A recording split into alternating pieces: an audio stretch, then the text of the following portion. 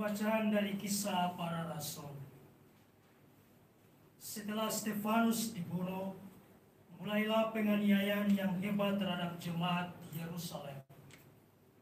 Mereka semua kecuali rasul-rasul tersebar ke seluruh daerah Yudea dan Samaria.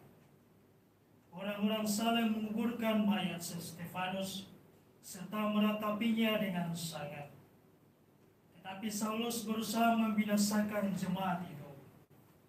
Ia memasuki rumah demi rumah dan menyeret laki-laki serta perempuan keluar, lalu menyerahkan mereka untuk dimasukkan ke dalam penjara. Mereka yang tersebar menjelajah ke seluruh negeri sambil memberitakan Injil. Filipus pergi ke suatu kota di Samaria dan memberitakan Mesias kepada orang-orang di situ.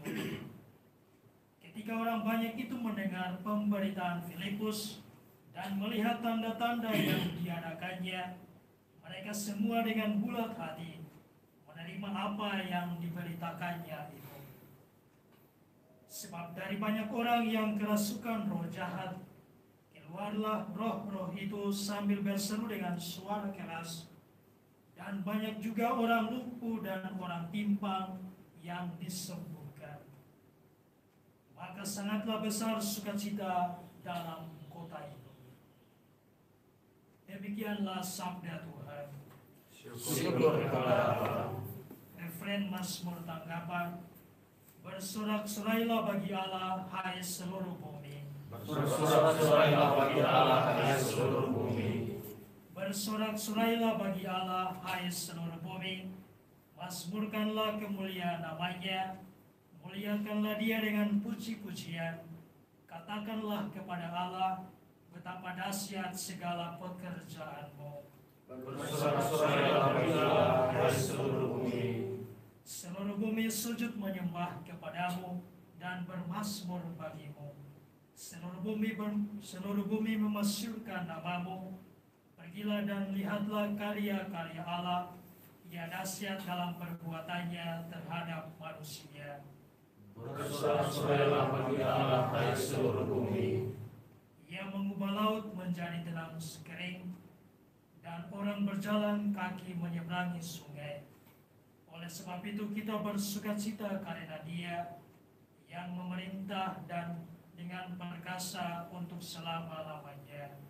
Bersorak-sorailah bagi Allah, hai seluruh bumi. Bait pengantar Injil. Haleluya, haleluya, haleluya. Haleluya, haleluya, haleluya. Haleluya, haleluya, haleluya. Haleluya, haleluya, haleluya.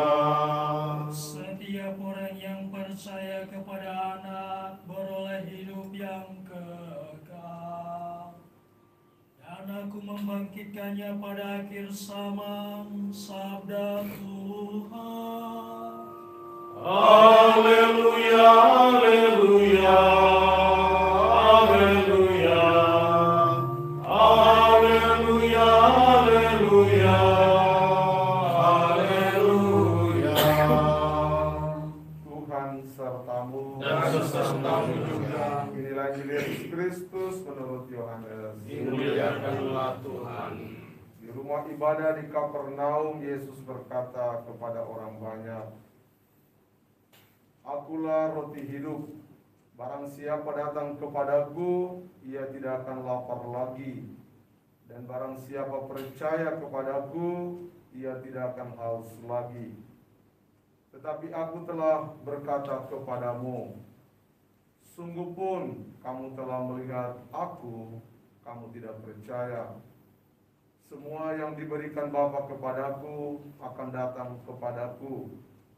Dan barang siapa datang kepadaku, ia tidak akan kubuang. Sebab aku telah turun dari surga, bukan untuk melakukan kehendakku, tetapi untuk melakukan kehendak Dia yang telah mengutus aku. Dan inilah kehendak Dia yang telah mengutus aku, yaitu supaya dari semua yang telah diberikannya kepadaku, jangan ada yang hilang, tetapi supaya kubangkitkan pada akhir zaman. Sebab inilah kehendak Bapakku, yaitu supaya setiap orang yang melihat Anak dan percaya kepadanya beroleh hidup yang kekal, dan supaya aku membangkitkannya pada akhir zaman. Demikianlah Injil Tuhan. Terpujilah Kristus.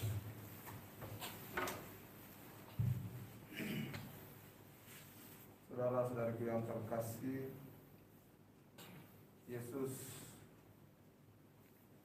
mengungkapkan bahwa dirinya adalah roti hidup. Dan pernyataan ini sungguh keras, karena pernyataan ini mengkritisi pemahaman dari kebanyakan orang yang hanya menginginkan Yesus sebagai penyedia roti.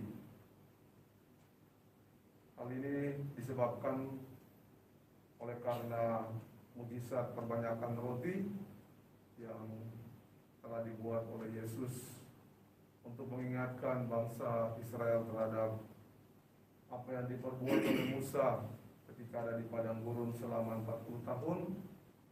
Musa memperbanyak mana untuk keberlangsungan hidup dari bangsa Israel di padang gurun. Bangsa Israel memahami bahwa Yesus pun kiranya memperbanyak roti untuk kehidupan mereka, bahkan lebih daripada 40 tahun. Pemahaman ini hendak dikoreksi oleh Yesus sendiri, yakni bahwa mereka tidak hanya menghendaki Yesus sebagai penyedia roti, tetapi Yesus sendiri itu adalah roti yang hidup. Dan Dia datang tidak hanya menjalankan kehendaknya, tapi kehendak Bapaknya yang telah mengutus Dia, yakni supaya setiap orang yang melihat Dia dan percaya kepadanya memperoleh hidup yang kekal. Pemahaman Yesus tidak sekedar sebagai orang yang memperbanyak roti, tetapi Yesus sendiri adalah roti, kiranya menjadi kekuatan kita hari ini. Melalui Ekaristi, kita tidak hanya mengingat bahwa Yesus adalah penyedia roti, tapi kita sendiri mengerti, memahami, dan mengimani bahwa Yesus sendiri adalah roti sendiri. Semoga dengan semangat kebangkitan Paskah, pemikiran, pemahaman yang benar tentang Yesus sebagai roti hidup tertanam dalam hidup kita, diri kita.